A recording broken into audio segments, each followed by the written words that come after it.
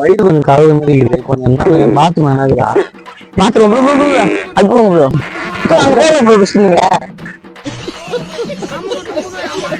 வயிறு கொஞ்சம் வலி ப்ரோ. யார்கிட்ட சொன்னா